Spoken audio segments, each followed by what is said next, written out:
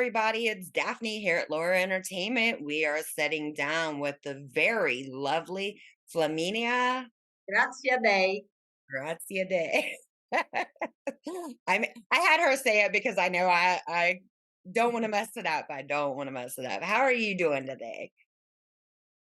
I'm very good, thank you. Very good in hot and sunny Italy at the moment. Are you working on anything over there? Yeah, I am. I am. I am based in London, but I'm here for a couple few months working on my co-production. Is a British UK Italian co-production for a feature film, and I'm also just for not letting the grass grow under my feet. I'm also producing a show film that I'm gonna shoot in mid-July. So you're going to be I'm busy. gonna, yeah. I don't like to stand still, you know. So what made you decide that you wanted to become a director, a film director? Well, this is a long story, but anyway, I used to be a performer myself. I come from dance. I used to be a dancer, professional dancer, singer, and actress. Then from there, I moved into theater direction. Then in 2001, I got together with some people in cinema, and I had the first chance to work on set as a second AD because obviously I was coming from already from directing and all that. And it was here in Italy, and it was alongside actually some Oscar winning um, professionals like sound designing, like DOP, uh, people, very, very knowledgeable. And I got the bug because cinema is a bug, literally. So from theater and dance theater and all of that, I progressively moved more and more and more. And after a couple of, no, 3, 4 projects as a first AD, I just moved directly into direction. And when I moved back to London in 2012, I created my own film company. It's called London Film, London Rome, and uh, and that's how I just carried on producing, directing for the last 10 years. So what do you prefer? You prefer directing over dancing, I see. I cannot really say that. The problem is, first of all, there's a matter of age. That Yeah. can do it at a certain level, performing level forever. But no, there's been a moment. This is actually what I meant to say also before. There's been a moment in which I felt that I was tired of being someone else's instrument and I had to find my voice. And this started already in dance, and I became a choreographer. And then obviously creating your own, especially dance theater work, there's a lot of direction that goes into it, and and writing of your show. So that moved me towards direction already in theater. And then because of cinema, it was like just completely a natural. When I met cinema, it was a natural progression. Yeah. And I, sometimes if I have a problem and a small role doesn't come on board and I can actually cover it, that has happened. And I said, okay, don't worry, these 2 lines, okay, I do that. But I don't, and I've done, I mean, now probably goes back about 10 years. But, I've done work in television as an actor and all that, but I'm actually happy where I am. I'm really happy in being behind the camera and working with actors from another angle, from the direction perspective. So I think I'm really happy where I am now. Yeah. Yeah, it's different when you go from acting and to the other side of the camera. And that's what a lot of people don't understand, I feel like, is they think, it like they say, "Oh, it's easy, it's easy." No, neither side is really easy, but our side is not easy. And um, to be honest, I think that having been an actress myself and a performer myself helps me in directing actors. Yeah, In terms, I know I studied that. I yeah. know how, and I studied then afterwards, I studied also direction, obviously, but I know how an actor approaches a character. I know all the work. I know the vulnerability because actors look these big stars, really tough, and they are actually, in my opinion, when they are working there and they put themselves in your hands as a director, they are the most vulnerable creatures, and they do need to be well directed, reassured, protected by the director. I am not one of those directors that shouts over her actors. I don't believe that any actor should be shouted at or being half treated. I try to go in a different way. I always manage to get exactly what I want. Yeah. So I think my system too works. And I love my actors. I do. I'm one of those directors that gives in cinema that gives a lot of attention also to that part, as much as the attention I give to the camera and the work with the DOP and the work with the crew. I mean, they are two.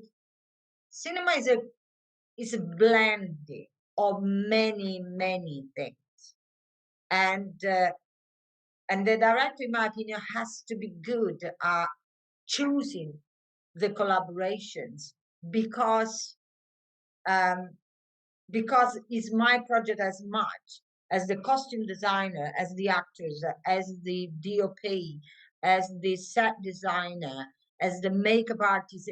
You understand what I'm trying to say? Is that director has to be very good at that,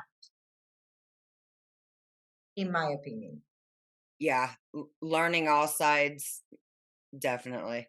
I believe Yeah. that.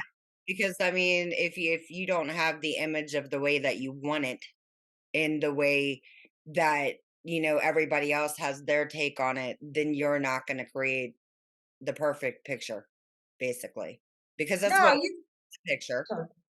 you know? Yeah, exactly. You need to be um, respectful. Also, the vision of the set designer or the costume designer, they're working for you. They're working with you and for your vision.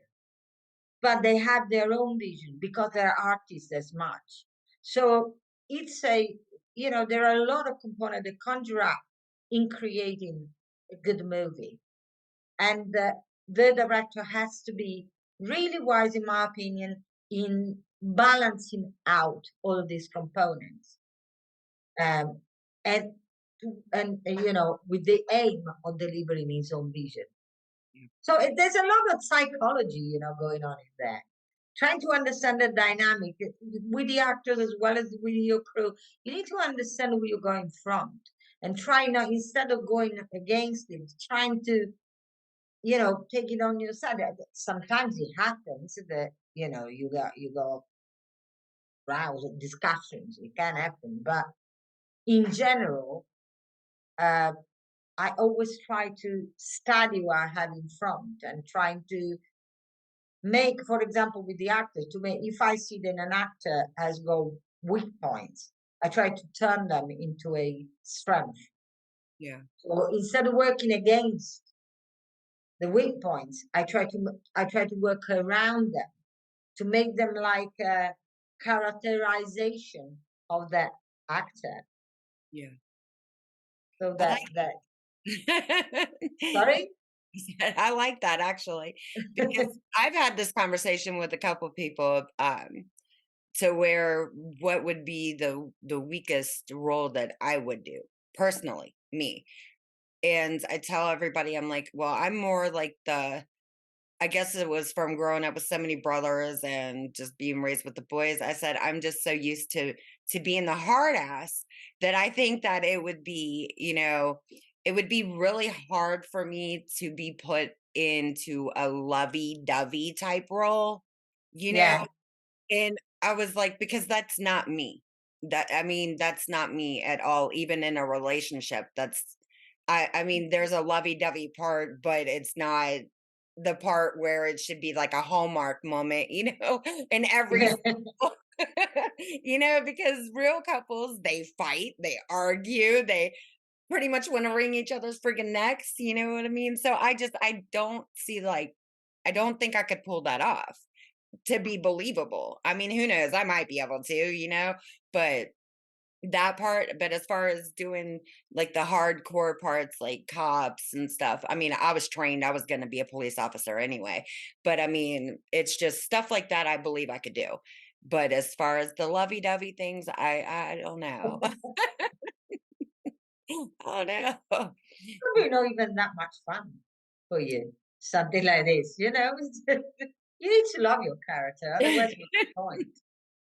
No, because I mean, I don't know. There's a whole other thing behind that, but it doesn't matter. So what is your favorite genre of movies? Well, interesting. Um, sorry. Um, um, I have several, to be honest. I tell you one of my favorite directors, so which is a big hint, which is David Lynch.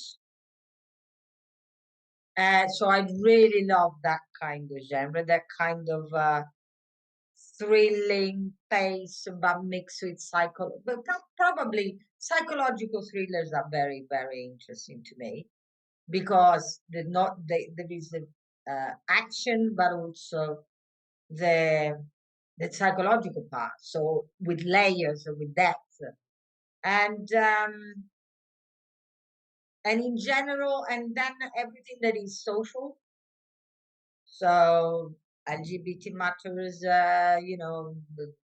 mm, old age, oh, everything that's got they analyze the humans and the various controversial phases of their existences is something that also moves me a lot as a director. As a viewer, uh, I'm a voracious um, audience of TV series and things like this. I love I must say I love a lot of the. I told you I live in London, so I'm also a British citizen, and I do love the way they create some of the TV series, even for BBC. I mean, there are some that are so, you're sitting there, they're so political in the way they talk, socially political, and they attack the government, and you think, Jesus Christ, this is BBC too. How is it possible that they let this happen? Because it's a government that tends to shut you up a lot. But then they got this freedom, and the BBC. A lot of people think that the BBC is actually very much aligned with the government. But then they got this kind of freedom, and there is a very there's a lot of research. There's a lot of work in the scripts, in the dialogues, in the actors are amazing. Well, Britain and US, they are the best. So yes, um, this I mean, let's put it like that. Um, I'm not terribly drawn towards your Christmas movie. Christmas comedy, okay? Let's put it like that. That's in Italia we call them cine panettoni. You know what panettone is? It's panettone what you eat at Christmas Yeah. in Italy. So it's cine panettone because they every year there's one of these stupid sorry, I shouldn't say that, but You're yeah, fine, huh? they are You're fine. crass comedies and they come out. And I've seen it also through Netflix that they do it quite a lot also in the US now. Yeah. And let's say that that is not the thing that I would love to do.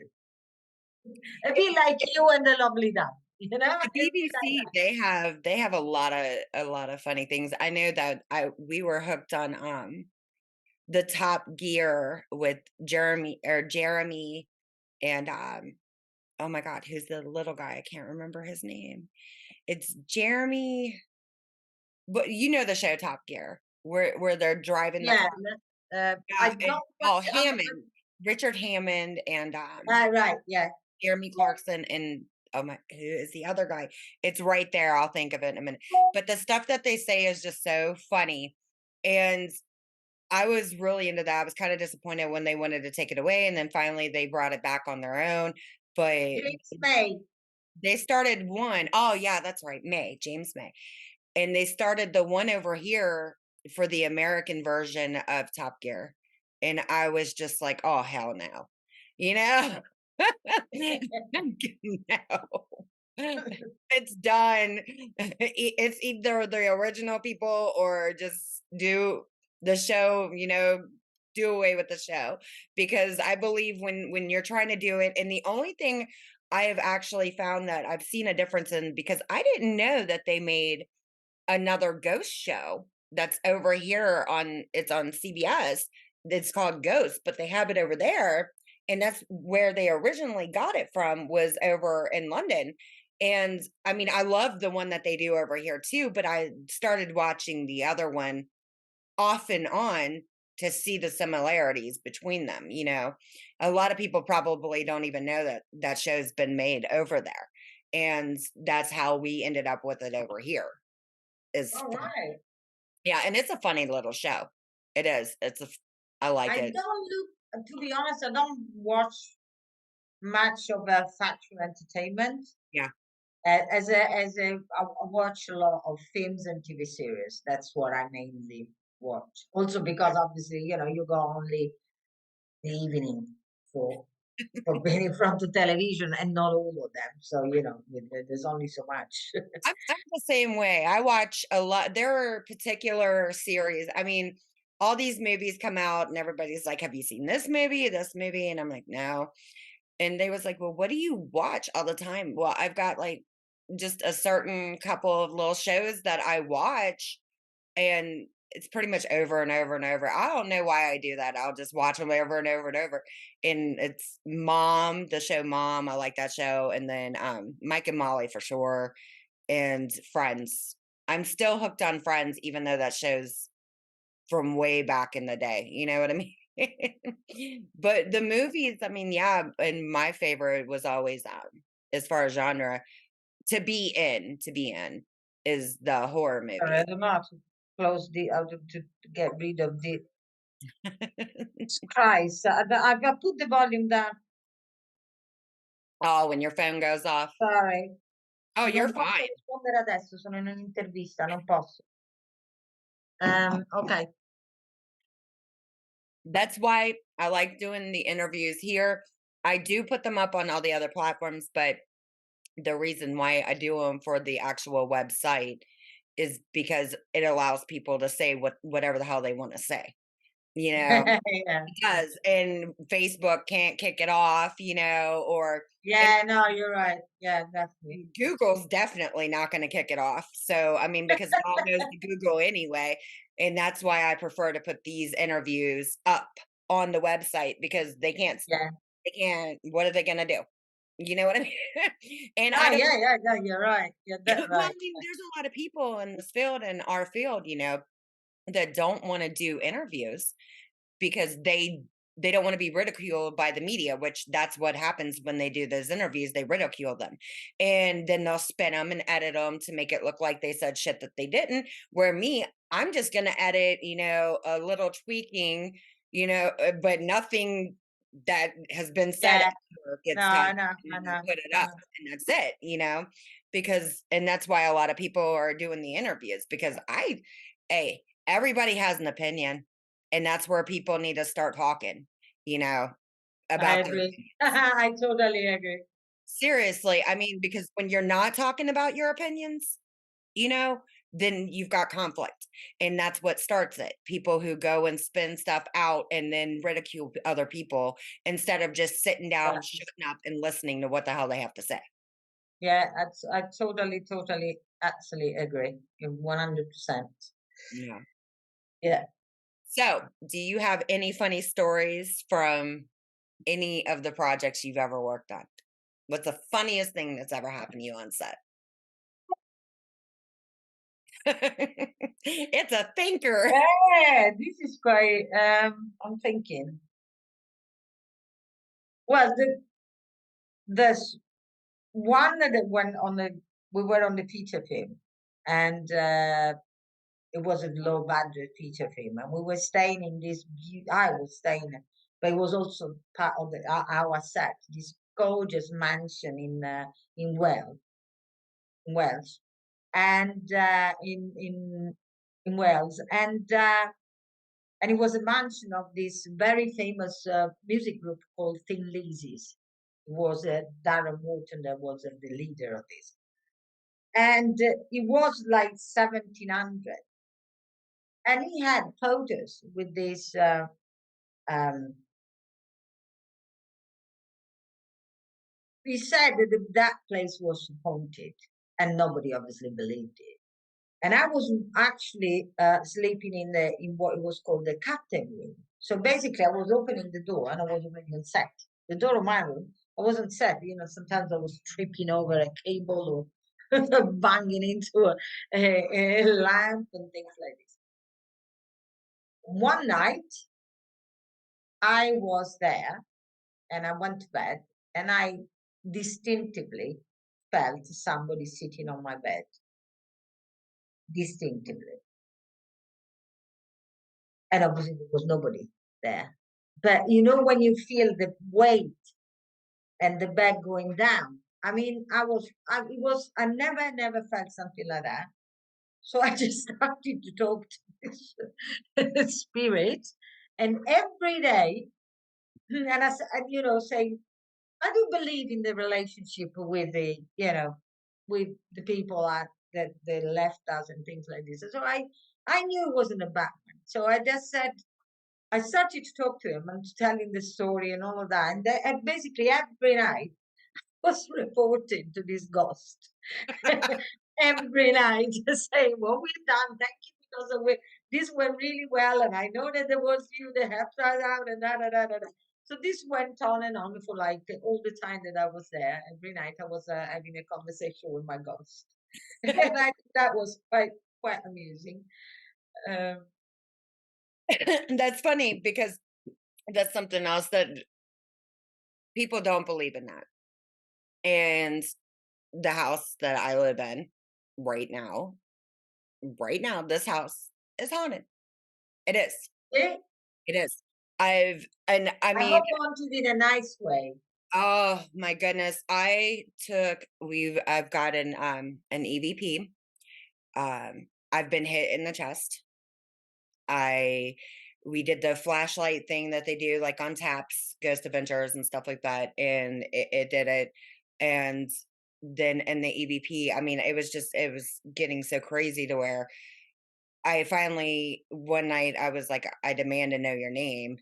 And it basically mocked me in the EVP. I was like, okay, that's cool. If you're not going to tell me who you are, I don't think I won't find out on my own, and I did. And I took a picture and I put it, this is the first time because this is what I tell everybody. I never, and I mean, this is true. I'm not that type of female that's going to take you know, how women stand in the mirror and they take their little picture like this. Yeah, And you know what I no, mean? me neither. I've did that one time, and the one time I did it, the picture is so messed up, and everybody was like, "It looks photoshopped." I'm like, "Look, man, I swear to God, the shit is not photoshopped.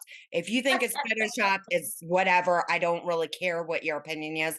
I know what it goes on in my house, and I know for a fact that's not me in that damn picture." You know what I Oh mean? wow. I did not touch this picture, and I'll put that over everything I love. And I mean, like the EVP, I've got it. I'll let you hear it when we get Oh gosh. I'll show you the picture too. But I had Yeah. a picture up on the internet and there was because I was trying to find out what the hell was going on with me.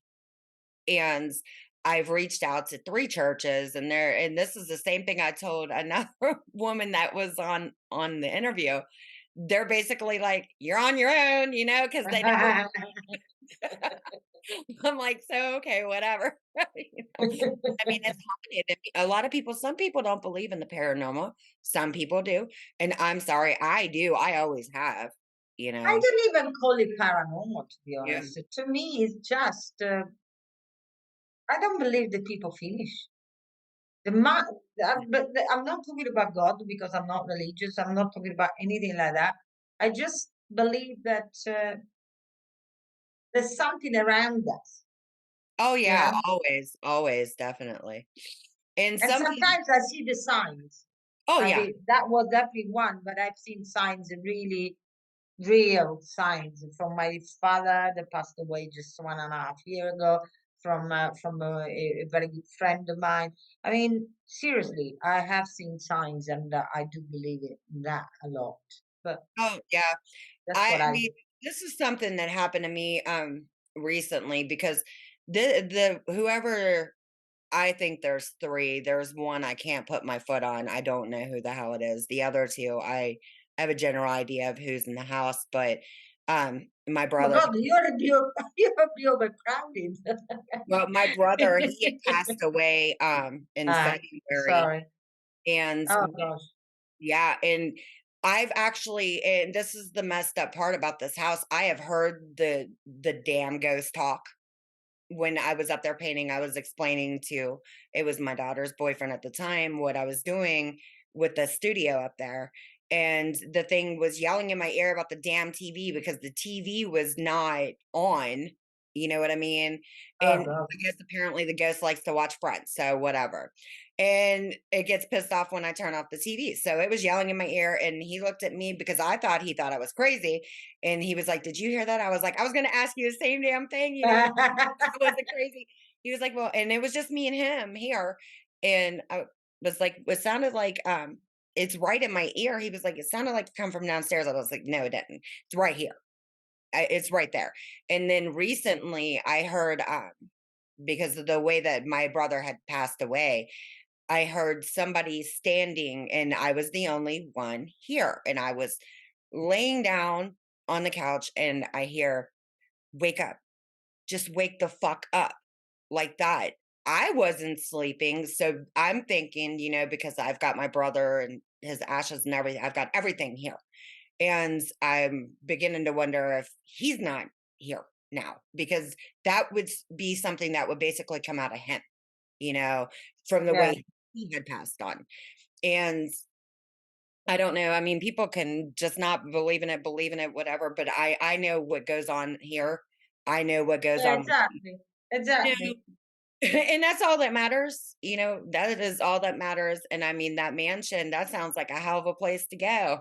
Yeah. Oh God, it's amazing. It's I have to amazing. come over there and check that In one the out. 1700th century, Yeah. that's something else. Amazing. Oh, yeah, yeah. I'm There's an dying old, it's also an old soul, the one that is there. Dracula's castle too, that's another place I wanna go. Yeah. Well, that might be a bit more scary. but- That's funny. Okay, so what advice do you have for aspiring filmmakers, whether it be actors, dancers, directors, moving forward? All of them, or each one of them. Okay. To younger filmmakers, my advice is don't cut corners. Don't experiment, but also be humble. Start from the beginning, from the bottom of the crew. You have to be able to know how a crew works, because when you then arrive to have to handle a lot, hundreds of people, you need to know what the dynamics are. You need to be respectful of the roles. As a director, you need to know and give value to every single one until the very last of the assistants. So that would be my advice. And don't try not to be arrogant about your work Yeah, and too attached. We are constantly exposed because we put our vision out there, we put our work out there. This is what we do. It's a way of communicating, but sometimes it doesn't get through, or people don't like the way you have communicated that, or not even what you have communicated, and that's part of the job and part of the risk. This is definitely for the young filmmakers. For the screenwriters, no, for both directors and screenwriters. Another one that I have, and that is something I do care about too a lot, is being very careful about what you put out there.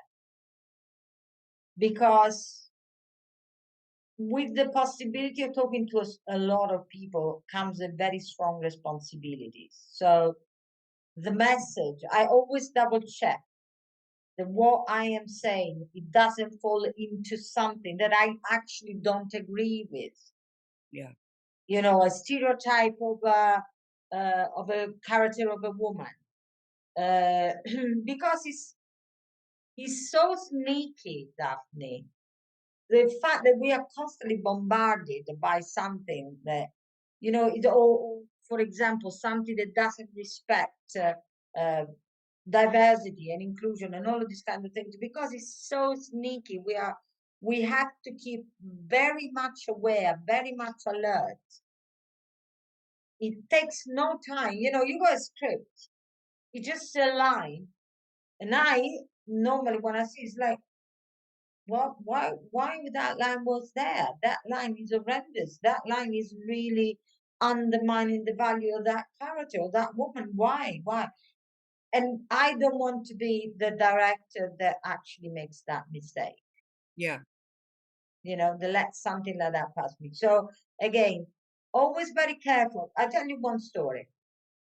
Um, I was contacted for making a movie in which the body, there was a serial killer, but really bad. It was a butch lesbian woman.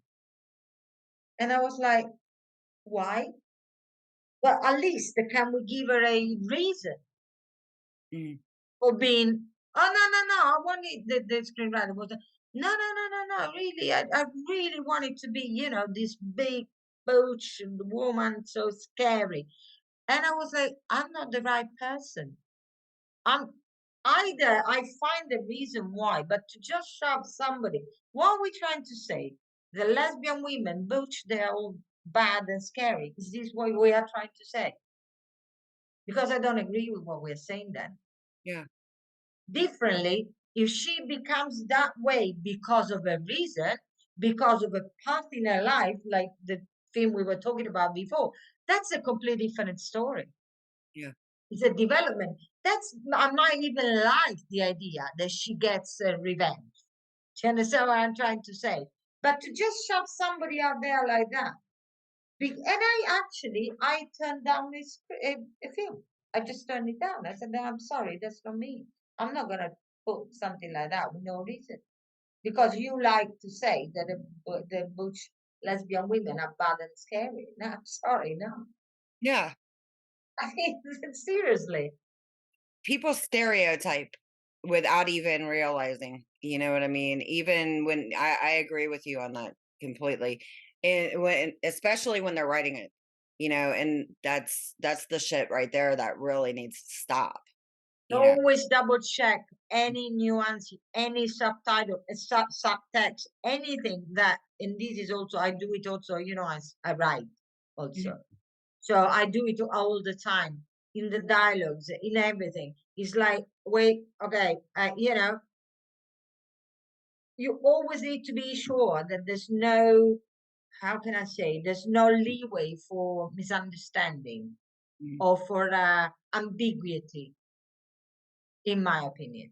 Yeah. Then metaphor, yes, is a completely different story. Giving a hint without resolving it, that's fine.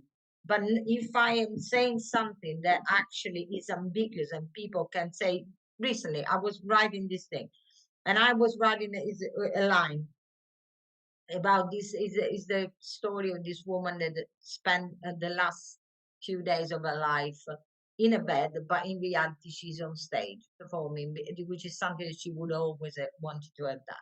It's actually something that happened to me. I saw this woman doing something with her. It was my mother-in-law. Something with her hands, and I saw where she was, and thought, Jesus, she's on stage. She's finally where she always wanted to be. So I created this short film about this. And I wrote a line because obviously you need to give some, it's very metaphorical. There's a lot of dance. One of the languages is dance.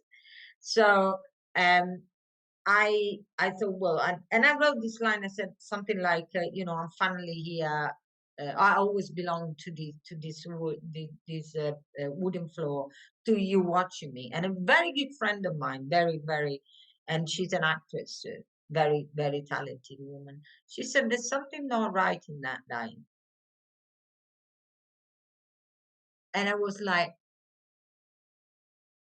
do you mean there could be voyeuristic, or do you mean that what I am for that line implies is that we are on stage for being watched? So there's something about showing off. And she said, no, I think the second one is correct. I had to correct it straight away. Do you understand what I'm saying? I didn't notice it there and then. But when someone reading it told me, gave me this heads up, I went to that completely, not something different. It needed nothing to just be changed. So it was, I think, for me being with you instead of you watching me. So there was a completely different way. And you turn from somebody that you take to somebody that you give. From something that you take to something that you give. Yeah. And it changes completely the point of view. Yeah, it does when you're right. You never catch that either. People don't get it. Writing's not easy. And it's one or two words that can spin it in a whole different direction or spin it back another. And then you just sit there all the time, just staring like, okay, how can I write that? Then you erase it. Then you write it again. Then you erase. I mean, 50,000 times this happens with a lot of scripts. A lot. And it's so irritating even when I'm doing like the articles and I'm writing them, I will sit there and stare, because normally I'll just take everybody's the way they word it and edit, everything. And I'm staring like, okay, how, and it's at least 15 minutes of me staring to figure out how are we going to put this and make it better. You know what I mean? And then if I put it out, I won't like it, then I'll end up staring again for another 15 minutes. That's why those articles take me 2 days to write, because it's not easy. Exactly. Yeah. But communication is not easy, but it's a very, very powerful weapon, very powerful thing to be put in the position of communicating. But as I said, we need to take responsibility for that. Yep, definitely. So where do you see yourself? This is my last two questions. Okay. 5 years. Where do you see yourself in 5 years? Well, obviously that I've made this movie, that I have possibly stepped on to the TV series that are going in development, and hopefully that I bought a place in Provence, because I've just been there and I love it, and I'm looking for a home there. So it'd be London, Rome, and Provence in the middle, just to go and rest there. It's fantastic. Rest and write. Perfect. I bet it's so pretty. I've never been there yet.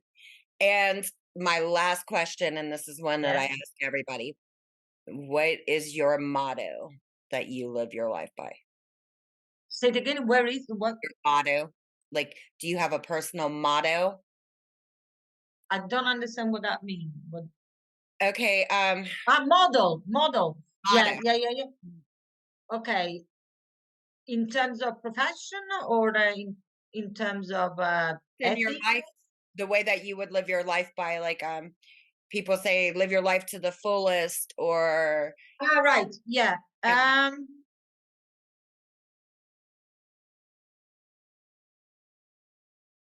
My model is to stay tuned with my life and to try to understand all the time what my life is telling me and the direction that is pushing me towards, because I believe the life is very intelligent, much more than what we are. So that's my model. Follow my life. There you and go. Listen to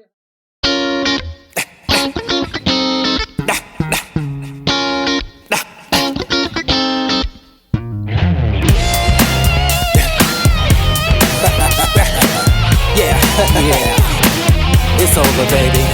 You said that you love me, you said that you care, you say that you will die for me, girl, but you know that just how that. I don't care what you say, I don't care what you do. No need to look to your left, girl, cause nothing belongs to you. Now you try me, you You know you can't run them games on me. Now you creeping. I saw you stepping out with that G, yeah. Say what you wanna say, do what you wanna do, play how you wanna play. It's over. It's over. It's over. It's over. Say what you wanna say, do what you wanna do, play how you wanna play. It's over. You know it. You know it. You know it. You know it. No more playing with my mind. No more wasting all my time. No more telling all your girlfriends that you're spending every dime. You know you don't get nothing from me. It's time to set your whole heart free. Yeah. Say what you wanna say, do